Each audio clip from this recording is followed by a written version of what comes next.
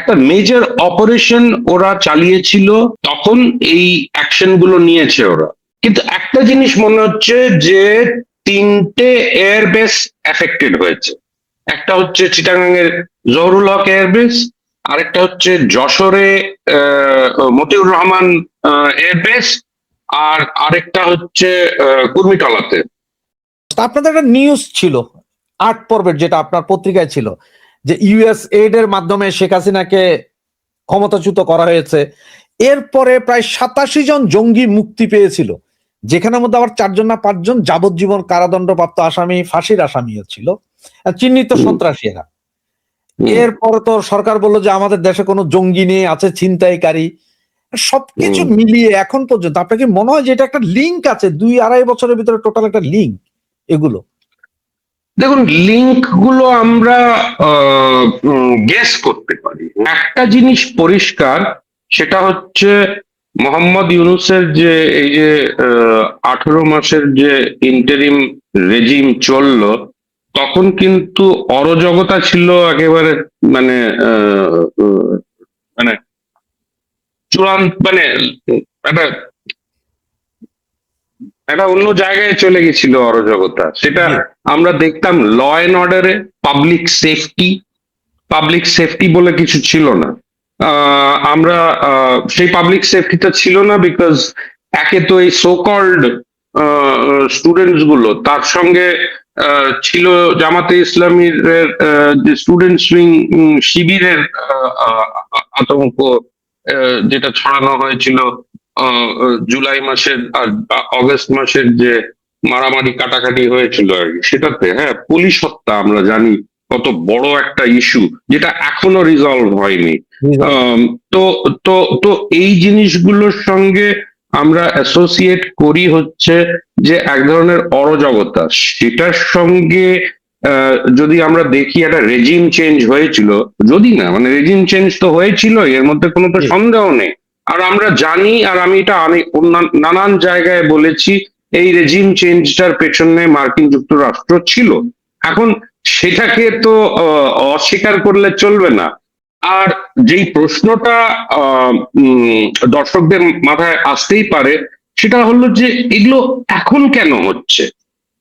এগুলো এই planning, recruitment, এগুলো তো সময় লাগে। এগুলো তো আমি মামার বাড়ি গেলাম আর গিয়া হয়ে গেলাম, এখানে জয়েন করে নিলাম, এ তো তা না। এর পিছনে অনেক মোটিভেশন লাগে লোকজনদের, তাদের স্পেশালি যারা সামরিক কোনো ফোর্সের সঙ্গে জড়িত, তাদের তো আর তারা তো আর এমনি জনতা না যে আচ্ছা ভাই চলো ভাই। তো এর পেছনে নিশ্চয়ই অনেক সেন্সিটিভ ব্যাপার স্যাপার আছে, যেগুলো আমাদের আরো ভালো করে জানতে হবে। তো এখান থেকে এক্স্যাক্টলি কি চার্জ এদের বিরুদ্ধে আনা হয়েছে সেটাও ক্লিয়ার না। শুধু এইটুকু জানা গেছে যে তাদের নাকি পাকিস্তানের যে তেহরিকে তালিবান পাকিস্তান, যেটাকে বলে টিটিপি, তারা অ্যাক্টিভ হচ্ছে ওই নানান জায়গায়, শুধু পাকিস্তানের নর্থ ওয়েস্ট ফ্রন্টিয়ার প্রভিন্সে না, তারা অ্যাক্টিভ আছে আফগান পাকিস্তান বর্ডারেও অ্যাক্টিভ আছে। আবার তাদের কিছু কিছু ক্ষেত্রে দেখা গেছে তারা বেলুচিস্তানেও অ্যাক্টিভ আছে। তো এই বাংলাদেশের যে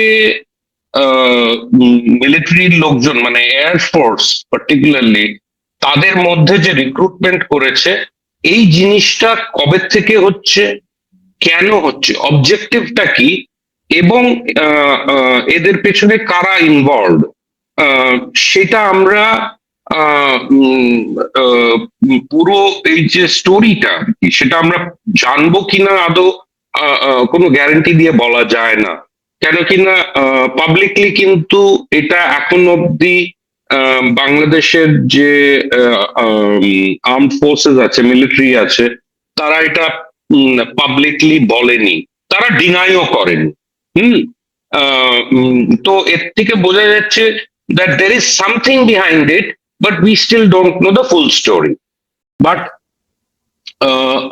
এই যে জঙ্গির ব্যাপারটা আর কি, আমাদের এখন দেখতে হবে যে বাংলাদেশে একটা নতুন সরকার এসছে, এই সরকারটা কি ধরনের অবস্থান নেয় রাডিক্যালিজমের উপরে, হ্যাঁ, এক্সট্রিমিজমের উপরে, টেররিজমের উপরে কি ধরনের অবস্থান নেয়, এটা দেখে মনে হচ্ছে যে আহ, আহ, উম, আহ, উম, মানে এটা এখন আমাদের একটু পলিটিক্যাল লেন্সের মাধ্যমে দেখতে হবে যে এই ইনফরমেশন গুলো, এই ইনপুট গুলো কি বাংলাদেশের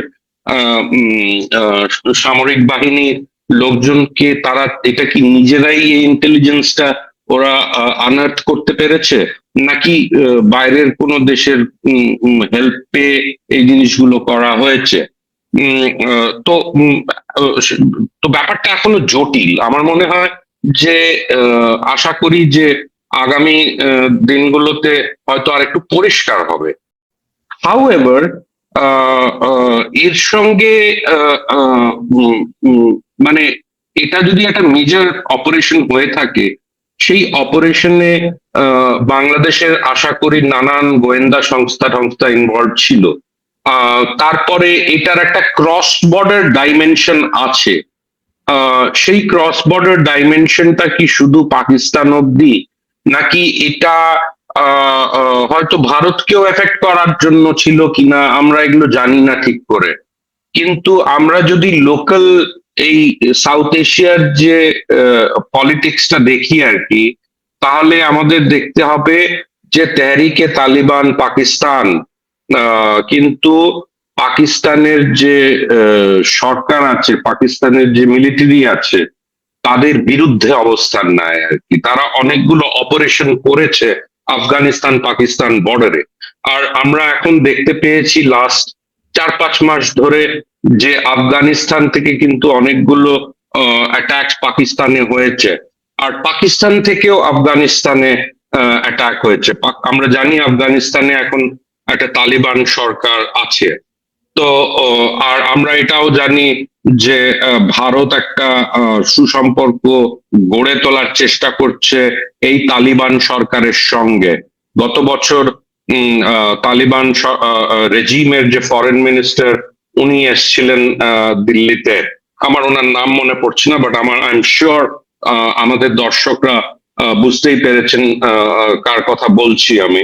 তো উনি বেশ এসে 5-6 দিন ছিলেন ওখানে। একটা ছোট কন্ট্রোভার্সি হয়েছিল মহিলা জার্নালিস্টদের থাকা নিয়ে, বাট সেটা সাময়িক ব্যাপার ছিল বলে সেটাতে আমি খুব একটা গুরুত্ব দিচ্ছি না। আমি তো শুনছি 2জন অফিসারও ইনভলভ আছে, কিন্তু ওই যে বললাম কারোর নাম জানা যাচ্ছে না, নাম প্রকাশই করা হচ্ছে না। আর প্রকাশ করাটা উচিত নয় এই স্টেজে, কেন কিনা এটা একটা ডেভেলপিং কেস। এর সঙ্গে হয়তো 5 দিন পরে, 6 দিন পরে, 1 সপ্তাহ পরে আরো অ্যারেস্ট হতে পারে, আমরা জানি না। ক্রমশ আমরা হয়তো পাবো, কিন্তু ডিটেলস পাবো, কিন্তু এই মুহূর্তে নামগুলো নেই। বাট আমি এটাও চাইবো যে এই জিনিসগুলো ফোকাস, বাংলাদেশের যেই গণমাধ্যম আছে তারা যাতে এই জিনিসটার উপরে ফোকাস করে।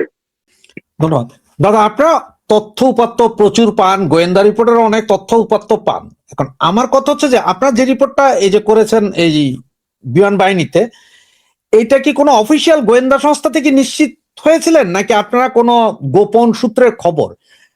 তো এটা কনফার্ম করে নাম্বার ওয়ান, এটা ওই আগের স্টোরিটা কনফার্ম করে। জি। আর 2 নম্বর হয় যে একটা পজিটিভ আউটকাম অন্তত হয়, যে বোঝা যাচ্ছে যে বাংলাদেশের আইন শৃঙ্খলা যে সংস্থাগুলি আছে, পুলিশ আছে, বাংলাদেশের নিজস্ব পুলিশেরও গোয়েন্দা সংস্থা আছে, তারা তৎপর। হুম। তো তারা এই জিনিসটাকে জেনেই কিন্তু এই ধরনের একটা নোটিফিকেশন ইস্যু করেছে, গোপনীয় নোটিফিকেশন ইস্যু করেছে। আর তাতে বোঝা যাচ্ছে যে দে আর লিস্ট সিরিয়াস। হুম। তো এই স্টোরিটাও নর্থ ইস্ট নিউজে ব্রেক করা হয়েছিল। তাতে বোঝা যাচ্ছিল যে এই জিনিস, এই পার্টিকুলার যে দুটো যে এই এই এই যে একটা অ্যালেজেড যে জঙ্গির নাম নেওয়া হয়েছে ইশতিয়াক আহমেদ, আর তার অনেকগুলো এলিয়াসেস আছে। এটাও কিন্তু ওই আগের ঘটনার সঙ্গে জড়িত। এখন আম, এখন অব্দি আমি এটা এস্টাবলিশ করতে পারিনি যে কিভাবে জড়িত। তারা কি কোনো, এই যে ইশতিয়াক আহমেদ কি কোনো আহ এই তেহরিকে তালিবান বলেন বা অন্য কোনো জঙ্গি গোষ্ঠীর সঙ্গে জড়িত? আর তাদের কি এই, তারা কি স্পেসিফিক্যালি আর্মির লোকজনদের বা যারা আর্মির থেকে আগে বেরিয়ে এসছে তাদের সঙ্গে এবং এয়ারফোর্সের লোকজনদের সঙ্গে তারা কি কোনো ধরনের লিঙ্কস তৈরি করতে পেরেছিল? এই জিনিসগুলো কিন্তু এখনো নট ভেরি ক্লিয়ার। তো হ্যাঁ, আমার মনে হয় যে এগুলো হয়তো আরো আমরা আগামী দিনগুলোতে দেখব। তো যা আপনার সাথে কথা বলার 2 থেকে আড়াই ঘন্টা আগে আমি রূপপুর পারমাণবিক বিদ্যুৎ কেন্দ্রে কাজ করে আউটসোর্সিং এর কিছু সিকিউরিটি লোক, তাদের সাথে কথা বললাম। তারা বললো যে গত 3 দিন যাবত সিকিউরিটি খুব টাইট, ওখানে সেনা গোয়েন্দা সংস্থার প্রচুর লোক আছে। এখন এই জঙ্গিরা কি ওইসব জায়গায় কোনো আক্রমণের চিন্তা ভাবনা করছিল কিনা, বা শুধুমাত্র সংসদ ভবন? এই যে আপনি যে ডকুমেন্টটা দেখালেন সেখানে কিন্তু ভাইটাল ইনস্টলেশনস এর কথা বলা আছে। জি, এখন ভাইটাল ইনস্টলেশনস এর মধ্যে তো আমার মনে হয় রূপপুরের নিউক্লিয়ার পাওয়ার প্ল্যান্ট ইজিলি আসা উচিত আর কি, রাইট এট দ্য টপ। তারপরে অবভিয়াসলি আরো অনেক ধরনের সরকারি এস্টাবলিশমেন্ট আছে, অনেক মানে পুলিশের হেডকোয়ার্টারও হতে পারে, আর্মি হেডকোয়ার্টারও হতে পারে, although it's going to be very tough. কেন কিনা ক্যান্টনমেন্টে এইসব মানে ওখানে নিরাপত্তা ব্যবস্থা অনেক বেশি স্ট্রং, কিন্তু রূপপুরেও বেশ স্ট্রং। আর তার সঙ্গে যদি আমরা ভাবি মানে মনে করি যে বা এই যে ডকুমেন্টটাকে বেসিস করে যদি আমরা দেখি আর কি, তাহলে মানে এটা বলাই বাহুল্য যে ভালো স্টেপ নেওয়া হচ্ছে যদি এগুলো করে থাকে আর কি। হ্যাঁ, আর এই জিনিসগুলো হয়তো আমি মনে করি যে তাদের ইনভেস্টিগেশন শেষ হয়ে গেলে বা যদি ওরা সবকটা এন্ডস গুলোকে ঠিক মতন টাই আপ করতে পারে, তখন পাবলিকের কাছে বলতে কোনো দ্বিধা থাকা উচিত না। কেন কিনা টেররিজম বলেন বা এক্সট্রিমিজম বলেন বা এইসব জিনিসগুলো কিন্তু অফ পাবলিক ইন্টারেস্ট। কেন কিনা at the end of the day এগুলোকে পাবলিককে ইম্প্যাক্ট করবে। হ্যাঁ, যদি ধরুন মেট্রো স্টেশনে কিছু করে বসে তাহলে পাবলিক অ্যাফেক্টেড হবে, তো অনেক ক্ষতিগ্রস্ত হতে পারে, ওই ইনস্টলেশনটাই ক্ষতিগ্রস্ত হবে, লোকেদের ওপরে ডেডলি একটা ইফেক্ট হতে পারে। তো আমার আতঙ্ক ইজ মানে তো পাবলিককে নিয়েই, তো এগুলো পাবলিক ইন্টারেস্ট ইস্যুস। তো আমার মনে হয় যে আগামী দিনে আমরা আশা করতে পারি যে বাংলাদেশের আইন শৃঙ্খলা যে সংস্থাগুলি আছে, এজেন্সিস গুলি আছে, তারা হয়তো তাদের ইনভেস্টিগেশন মোটামুটি পুরো করে ফেললে তারা একটা পাবলিক স্টেটমেন্ট অন্তত দেওয়া উচিত তাদের। আমাদের এই যে 8 পার্টের সিরিজ বেরিয়েছে, এর আগে আমি নিজে লিখেছি, হয়তো যারা যেগুলো ওয়েস্টার্ন প্রেস তারা হয়তো খুব নিজেদের যেটাকে আমরা বলি ইংরেজিতে শাই ফিল করেছে, রেটিসেন্ট ফিল করেছে এই ধরনের লেখাগুলো লিখতে। কেন কিনা এর সঙ্গে তো মার্কিন সংস্থাগুলো জড়িত ছিল। তো তো সেখানে আমাদের মনে হয় যে এই যে আমি এটা নিয়ে কয়েকদিন ধরা ভাবছি, আর একটা পার্টিকুলার কনক্লুশনে এসেছি যে এই যে রেজিম চেঞ্জটা হয়েছিল অগস্ট 2024-এ, এটার পিছনে একটা মাল্টি লেয়ার্ড অ্যাকশন ছিল, নানান লেভেলে লোকজনদের সাবভার্ট করা হয়েছিল। সেটা আপনি এডুকেশনে দেখুন, সেটা আপনি কলেজ ইউনিভার্সিটি গুলোতে দেখুন, সেটা আপনি এনজিও তে দেখুন, সরকারি সংস্থাগুলোতে দেখুন, বিউরোক্রেসিতে দেখুন, পুলিশে দেখুন এবং আর্মড ফোর্সেসেও দেখুন। কেন কিনা এই 8 পার্ট সিরিজের মধ্যে কিন্তু যেটা মোস্ট ইম্পর্টেন্ট পয়েন্ট এস্টাবলিশ করতে পেরেছে এই 8টা পার্ট, যে সামরিক বাহিনীর কিছু কিছু লোক এর সঙ্গে জড়িত ছিল।